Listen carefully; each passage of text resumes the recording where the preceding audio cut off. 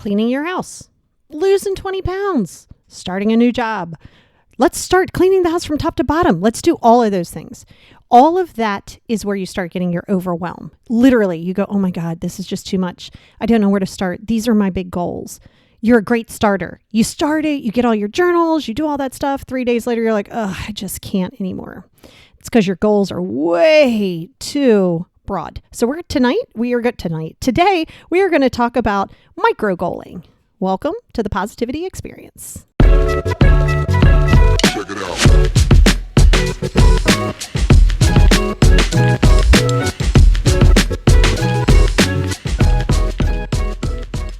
Everybody, and welcome back to episode 37 of the Positivity Experience. I am your girl, Lori, and thank you so much for being here with me. Before I started, I wanted to give a massive shout out to all of the new listeners. Appreciate you guys so much, like you have no idea. Huge shout out to my friends in Germany. Thank you guys so much for tuning in, and all around the world. I greatly appreciate you guys. You could be anywhere, but you're here with me, and I just wanted to send a great big shout out to you. Love you guys, and I hope that you guys are finding some peace in the day. So that's going to go right into what I was saying to you in the trailer, and that was micro goals. And you're like, what the hell's a micro goal? Well, micro is small, right? So here is why your baby steps. You've heard baby steps, but we're going to kind of which is a true thing, but we're going to change that up into a micro goal. And I really wanted to talk to you about it because, for one thing, it's something that I've just recently started implementing, and I'm super excited about it. That's why I kind of waited to talk a little bit about it to see, kind of like, is it effective? Because you know me, between my anxiety, my ADHD, being busy, all these things, if it's somewhat kind of works for me, I'm hoping that I can share the knowledge and the wealth of knowledge with you guys, because I'm finding that it is massively helpful. Now, I will tell you, it is going to take patience. So this is a sticking point for a lot of people, right? Like, because you want it right now. You want to lose the 20 pounds now. You want to clean the house now. You want a new gig now. You want to have life together now. And that is never going to serve your best and highest good, number one. And number two, it's completely unsustainable. And that is what's going to stop you. So I will tell you, for me, throughout my life, I have been a ridiculously good starter. I mean, I am a professional expert starter. Get a project, get it going. I'm amazing. I mean, damn near rock star. And then it would get to the point where I'd be like, okay, I'm bored. It's not even that I'm bored. It's just that instant, like, kind of goes away. And it's because I went balls to the wall. Like, it was literally like, and I'm sure some of you can relate to this out there, where you're like, okay, I'm going to get it together. I'm going to get 15 journals. I'm going to do my vision board. I'm going to study. I'm going to research. I'm going to YouTube everything. I'm going to listen to 843 podcasts, 16 self-help books, and I'm going to be great. Okay, that's way too much. So the psychological proven effectiveness of micro goals is beyond amazing. So, as again, baby steps, but it's a micro goal. So I'm going to give you an example of that. And I'm going to give you a real-time example of me with my second book that's coming out. And, I was like, okay, I really need to get this done. I need to get X amount of chapters done. I need to make sure. Okay, no, because it was so overwhelming that I literally had to pull back, because I was like, oh my God, this is just too much. I felt this weird unnecessary time restraint, and like I needed to have it all together, and it just wasn't happening. And I felt a little stuck, right? Because I was like, damn it, where's my motivation to do it? Because then you're waiting on motivation, right? You're waiting on, okay, I'm going to get that motivating factor and I'm going to be ready to go. Like, that's not going to happen, right? Because you're still going to look at the chaos that's in front of you, and it's going to look massively overwhelming, like massively. So this is where it's going to take some definite legwork from you. And I promise you, it is well worth it. But I will preface it. That's not a word. I will preface it by saying to you, be aware this is a time-consuming and slow process. You got to wrap your head around it if you want it to be sustainable. Sure, you can go balls to the wall. It hasn't worked out very well for you in the past. And so you got to understand, repeating the same cycle over and over again is literally the definition of insanity. So you're practicing insanity when you keep doing it over and you keep expecting a different result, but you're not getting it. So if it's not working for you, let's change it. Hey, if it's working for you and it's effective, rock it out. But if it's not working for you, this is what this podcast is going to help you with, hopefully. or at least give you a good starting point. So going back to the book situation. So I'm like, okay, I actually almost went back to the drawing board pretty much, which is why I pushed out the release date a little bit, because I wanted to go back to the drawing board and really sit with it. So what you want to do is you want to say, okay, what do I want to do? First of all, you don't need to know specifics. You don't need to be like, well, I mean, obviously in this case, it's a book. I know what it is.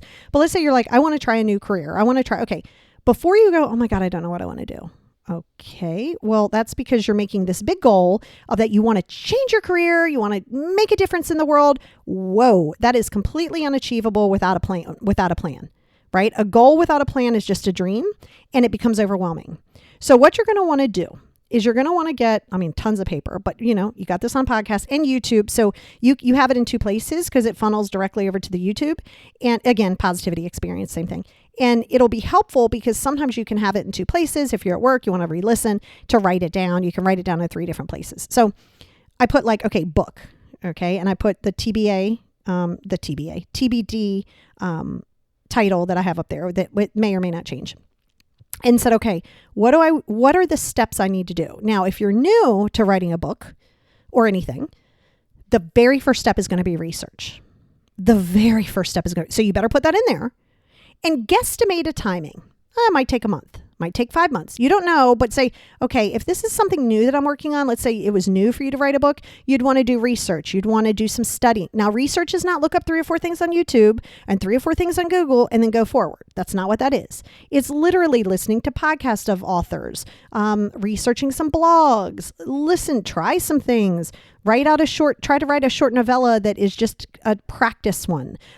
That's what I'm saying is that overall fast result, quick result that you're looking for, I need that instant gratification, is literally what's holding you back. And it's going to make you feel ridiculously overwhelmed, right? And so allowing yourself the space to, number one, realize that you are not on a time crunch. You think you are. You're like, oh my God, I got to hurry up. And okay, calm down. Remember, time only exists right now. Okay.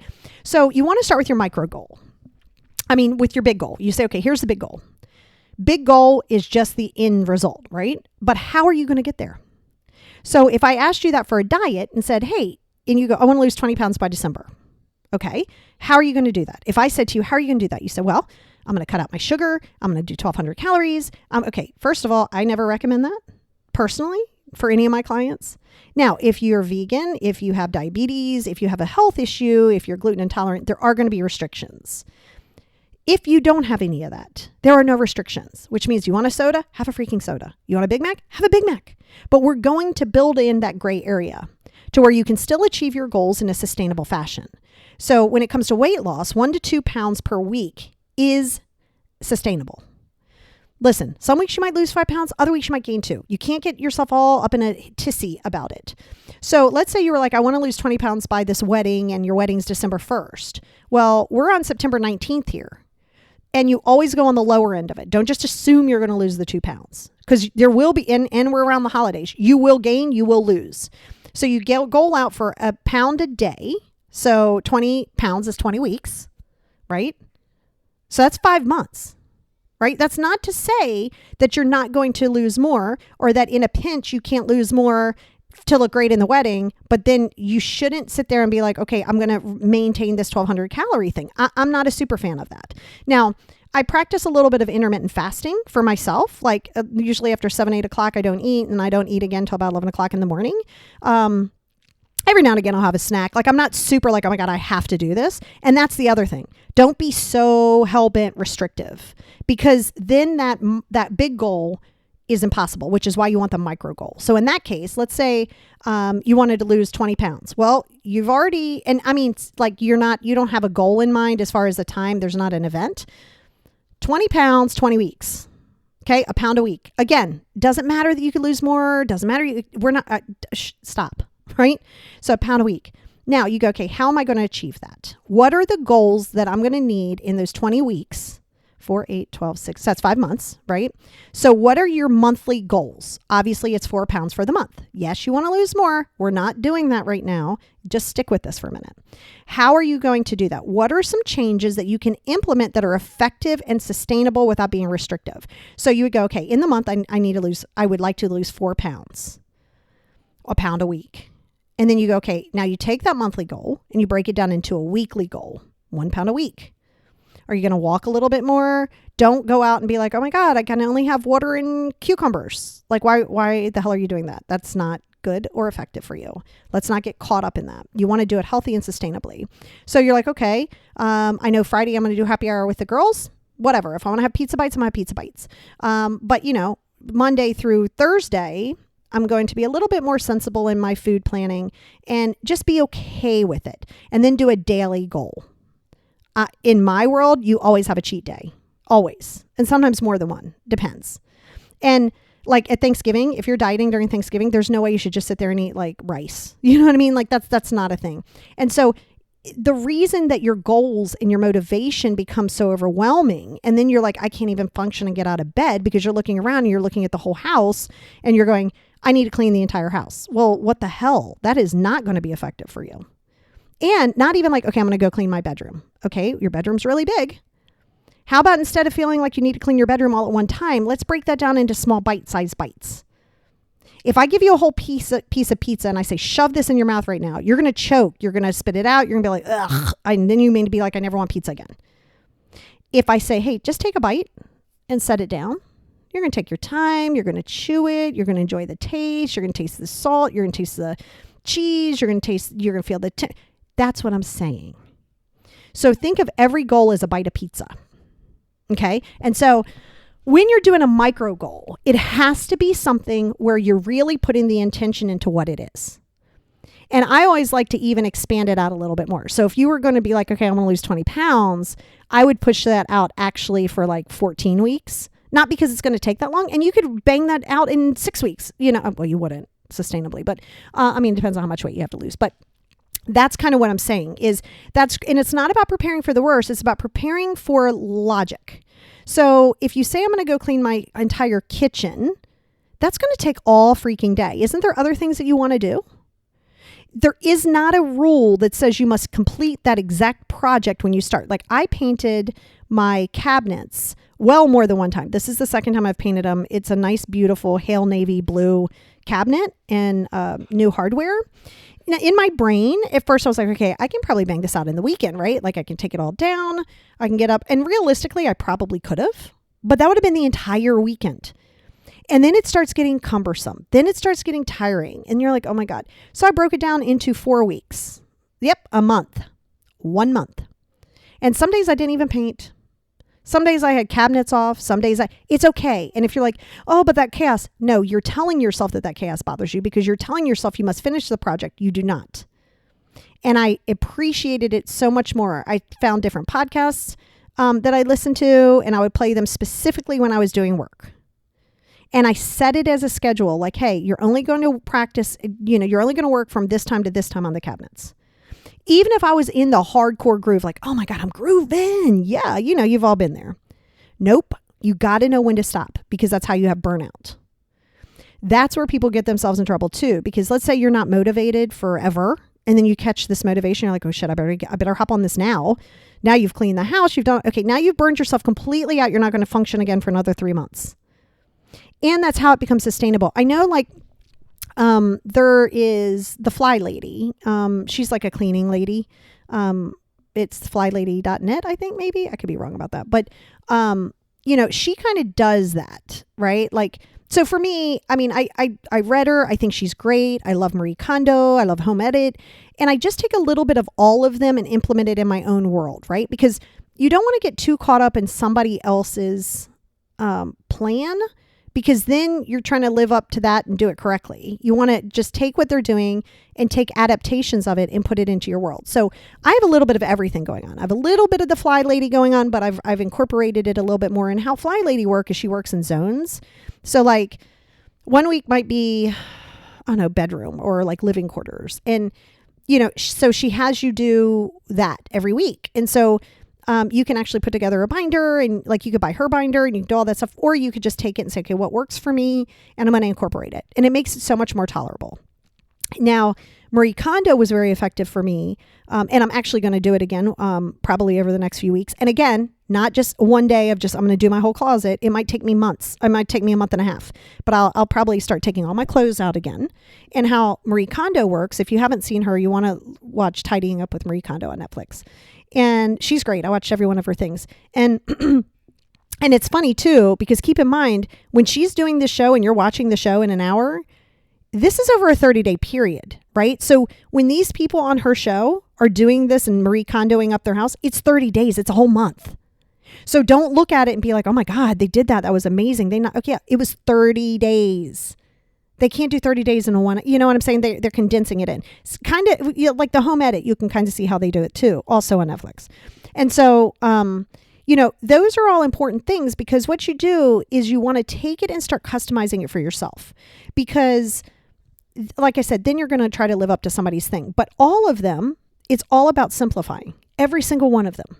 So you want to simplify, right? And so for me, if I'm not using it, right, like in the closet, and here's another good thing, if you're, total side note, if you're trying to clean out your closet, or you're like, what clothes do I want? When you put all your stuff back in the closet, right? First of all, yes, you take it all out, everything out of the drawer. You don't try to just go through it while it's hanging. You take all that crap out. You start with a clean slate. And with Marie Kondo, and it sounds silly, but it does work, is when you touch your items, ask if it brings you joy. Yes, your clothes can bring you joy, right? And a big one that was hard for me is like, you know how you have like your goal weight jeans or your goal weight this, and you kind of keep them, get rid of them. Get rid of them. It's not that deep. Let's not keep clutter that we don't need. And because clutter will throw you off and it'll seem overwhelming. So, but what you can do is when you start putting things back in, put it to where your hangers are kind of like backwards. And then when you wear something, take it out and then put it back right side. And then at the end of the month or the end of the quarter or the end of the season, look and see what is still facing backwards. Is it something that you're really going to wear? Is it? Or are you just like kind of having it because you don't want to get rid? So anyway, but those are the small micro steps, right? Is not thinking you have to clean your entire closet that day. Is not thinking you have to clean your entire house that day. And this is the other caveat to that. And this kind of goes into the micro goals too. Your micro goals must also have downtime. I am so over hearing people say that they have to always be doing something, that they feel guilty if they sit down and Netflix all day. Okay, absolutely not. That is not balance. Once again, that is total burnout. You have this expectation that you must be doing something, so you're not lazy. You're not lazy. It's called restorative. So in your micro goals, even though you may want to do something like when I was closing my pool, by the way, super proud of myself. Side note, closed the pool by myself and fixed my dryer by myself. Yes, over the top. And the pool would have taken the professionals an hour and a half, 2 hours, tops. Took me a week, couple days, because I did it little by little. And it also teaches you that you don't have to be on full throttle. Being on full throttle is not going to be your friend, and it's not going to be sustainable. So that's why micro goals are psychological is the word I'm looking for. Psychologically proven to be the most effective, because honestly, it also forces you to realize it's okay to not be in control of trying to do everything by yourself, like, or everything at one time by yourself. Like, that's not sustainable. It's not even realistic. And then you get yourself hurt because you're like, oh, I have so much, I don't want to do anything. I'm going to sit here and TikTok. Like that's just kind of what happens. Oh, speaking of that, you need micro goals for your social media. Yes, you do. So you guys know TikTok is my most favorite platform. Instagram's right second behind it because I love Insta stories. So if you get a chance, if you're inclined to follow me on TikTok, that's lovely. I'm Lori Wheeler there. And if you're inclined to follow me on Instagram, it's official Lori Wheeler there. And it's just, I post a lot of silly things in my Instagram stories. But it's easy to go down the rabbit hole of social media, right? Because you can be like, especially TikTok, because you're like, oh my God, that's funny. Okay. And then 5 hours later, you're still on TikTok. And then you turn around and you come up with some bullshit and say, I didn't have any time yesterday. You did. You were TikToking for 5 hours. So the micro goal, and this is where the boundaries and micro goals bridge, because micro goals and boundaries are going to come into play. Okay, if you're going to clean out your closet, do it over a 3-weekend period. And you're like, what? Do it over a 3-weekend period. Put the boundary, put the limitation. 2 hours this day, 2 hours this day, 2 hours this day. whatever it is. Well, and in order to do that, you got to look at your closet and say, what do I think the timeline is this going to be? I have a lot of clothes. I want to go through each one of them. I'm going to go through my drawers. How much time do I think that hours? Let's say you say, okay, 9 hours. Okay, so now you break that down into months, into weeks, and into days. So you might do 30 minutes tomorrow, but it's going to roll up to the hours in that. And on social media, it's the same thing. And you guys know this. I schedule my social media time for myself. I'm like a child. So the micro goal in boundary bridge is in the morning. I'm not grabbing my phone other than to turn off the alarm. I'm not grabbing my phone and going on Insta. I'm not, maybe a Saturday or Sunday, like have a time where you just lay in bed on Sunday and TikTok. That's fine. But for the most part, you want to be consistent in the fact that, okay, you got to treat yourself almost like a child. It's got to be a reward system, not a distraction system, because then social media becomes problematic, and Google and YouTube, that all becomes problematic. And so I don't touch my phone for I might do an Insta story before I go for a walk or something, but I'm not going to sit there and go through my stuff and answer emails and all that stuff until after I've done what I need to do in the morning, which is my micro goals. Get up, go pee, brush my teeth. Always the first thing I do. Then maybe work out, maybe not, depending on what I'm feeling for the day. But I try to work out at least 3 times a week, if not 4, sometimes more, sometimes less. It's whatever. And then I come in, I take my daughter to school. I take a shower and take my daughter to school. And then I stop and get my coffee, maybe swing by the grocery. I come home. I maybe start dinner. Maybe I don't, depending. Then I get myself together, then I sit down, then I get myself a set amount of time to do any research that I need to do for podcast, whatever, emails, okay? Because my day starts a little bit later. Sometimes, well, it depends on the day, but sometimes it starts at 9, sometimes it starts at 10, sometimes it starts at 11. And so then I give myself time to start writing down what are my goals for the week. Now, I like to do that on Sunday nights and then say, what are my weekly goals? But then every day, start your day, or the night before, so like Sunday night, I'll have my weekly goal, but then I'll also have my micro goal of the day tomorrow. Okay, it's great. I don't need to know what about Friday tomorrow. I don't. And so when you do that, now this is where your micro goals of the day is going to become super effective. That's where you want to start doing your time blocking. I like to do it in color. And time blocking is where you literally say, from this time to this time, I'm doing this. And that's what I have for my social media. I have certain social media times when I record TikToks and or social media posts. I also have times when I post them. And then I have time when I just sit and chill. And sometimes all 3 of those don't go hand in hand. And then I also have a scheduler. So sometimes you might see a post on one of those platforms and think, oh, that's nice. Like she's on here all day. No, I have it scheduled. So just because you see something new from me, other than an Insta story, that's real time, and a Snapchat. But a lot of those things are pre-planned, and I have a little scheduler that I use, and I just hit a button. So it's part of my day. I can just hit a button. It's already done. Hashtags are there. Boom. It goes up. I set it. I forget it. I don't go following and looking and who liked it and what they said. I'm not going to do that. Right. So you got to be able to maximize your day by your micro goals. So, you might say, okay, from this time to this time, this is when I'm going to check my email, and from this time to this time, and build in your lunch break. Because do you know how many people say, I don't take lunch because I'm so busy? Yeah, that's not a thing. That's not a thing. You got to micro goal it. So your micro goals are going to be your very best friends. And the micro goals in turn, inadvertently, without you even realizing it, creates boundaries. Because your micro goal says from this time to this time, I'm doing this. That is a boundary. That's time boundary. So you have to realize it's going to take a lot of work. Right? Because before you start a new profession, or before you do this, or it's going to be research. And it might be hours of research, if not days.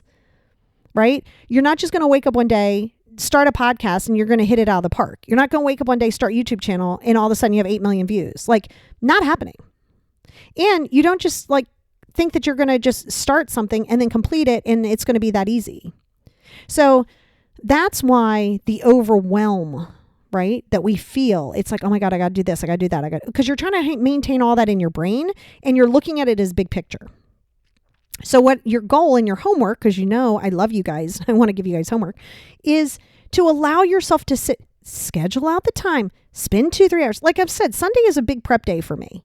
I usually do a TikTok live for coffee chat. Then that's always usually around 10 or 11. Tuesday night is always TikTok live at 7 p.m. And then it's like, I have like, I try to cook dinner, and then, what do I need to do for the week? And I make sure my podcasts are good, and I make sure all those things are, that's consistency. Now, some days I'm not going to feel like doing it, and I don't. Like, it's okay. Like, it's not the end of the world. The world's not going to explode if your dishes don't get done. I promise you.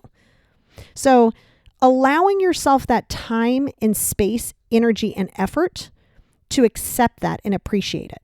And the only way you can do that is sitting down and not trying to think it all in your head. Because then again, if you're trying to do it all in your head, now you're pissed off at everybody because nobody's doing their part, whatever that is. And so that's why the micro goals are sustainable. I am 50 years old. Talk about yo-yo dieting. I think I've tried every diet in my life.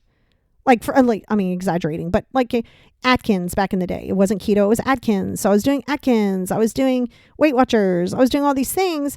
And everything for that is so restrictive. And I'm just not a fan, especially when I became a health coach. And I did that because of my binge eating disorder. I realized I was like, whoa, all this restrictiveness became so problematic that if I was on Atkins, and sure, I would lose weight, but if I was on Atkins and then, I saw a French fry and I just took one French fry, that shit was straight out the window. Not only am I having one French fry, I'm going to have 6 orders of French fries, 2 pieces of cake. You know what I mean? Like, because you're in a restrictive phase. It's the same thing for cleaning your house. You're either all on or all not. And that's your black and white thinking. So your overwhelm is because you're trying to maintain it all in your brain. You're trying to say, this is what I need to do. I have to do this. Okay, calm down. Let's breathe. Remember, you cannot see your reflection in running water. And whatever reflection you see is a distorted view and vision of what you're seeing. You can only see it in still water. That's when you see, like, if you ever look over a creek and you see your face, it looks like a piece of glass. Like, you're like, oh my God, I can see. It's still, it's calm, it's quiet. So when you do your micro goals, your brain also goes, oh my God, you achieved that goal, right? If you think about 20 pounds to lose, that shit's a lot. If you think about 1 pound to lose in a week, much more doable. Okay. So you want to be realistic with your time. And the only way you can do that, oh, sorry, I didn't mean to scream. Only way you can do that is to research it. So this is where patience is going to come into play. It's not going to happen overnight. It's not quick fixes. It's not a special pill that you're going to take, lose all the weight, it's going to stay off. The magic fairy isn't going to come and clean your house. I mean, there are amazing cleaners that can clean your house, but they're not going to declutter for you. I mean, there are people who do that, by the way. But I'm not going to pay somebody to do it because they're not going to know the joy that the clothes bring to me or whatever it is that brings. And, so part of your research, I mean, if you haven't watched Tidying Up with Marie Kondo, watch it. It's free. It's on Netflix. You can look up theflylady.net. She's on the internet. You can look up the Home Edit, Netflix, and they also have a really, Home Edit has a really good Instagram. It's the Home Edit. It's cute. Like, you can see it. And I've gone to the Container Store. I've picked up some stuff and I've kind of home edited a portion of my pantry and, but those are things, right? Because I'm guarantee you not everybody, but almost everybody listening to this podcast right now has this feeling of wanting to be minimalist. I don't mean minimalist where you're like, look, I got one shirt and some socks. Like, I'm saying, like, you want it to be decluttered. You want it to be organized. You want your life to be organized. We all want that. Okay. That's big picture. Then if you look around and you see all the shit show going on in your house, you go, oh my God, I'll never get there. But if you start to break it down into baby steps. So instead of cleaning out the whole kitchen, clean out the junk drawer. Instead of cleaning, okay, after the junk drawer, then what? Well, maybe it's going to be the Tupperware. Maybe it's going to be going through old coffee cups that you don't need anymore. Like, break it down and take your time. Nothing good typically comes fast. And if it does come fast, how are you going to sustain it? If I gave you immediate success, how are you going to sustain that if you don't know how to sustain it? You can get it, but can you keep it? Right? So be careful of the instant gratification. Be careful of thinking you have to do one project all at one time. Okay? And it's okay if it doesn't get done right away. So your homework is going to, for your own self, it's a tool, is going to be to sit with whatever needs to be done. Start at the big picture at the top of the list.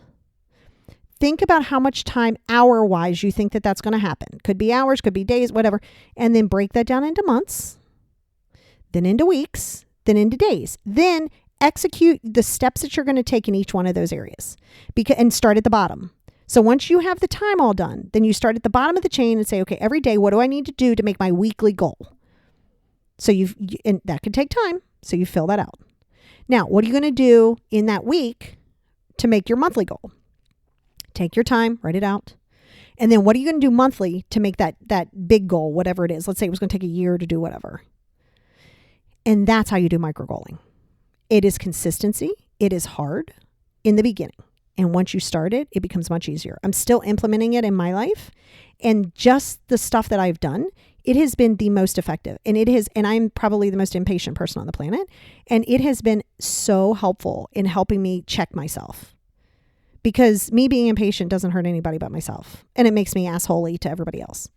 So that, my friends, is my spiel on microdosing. Good Lord. On micro goaling.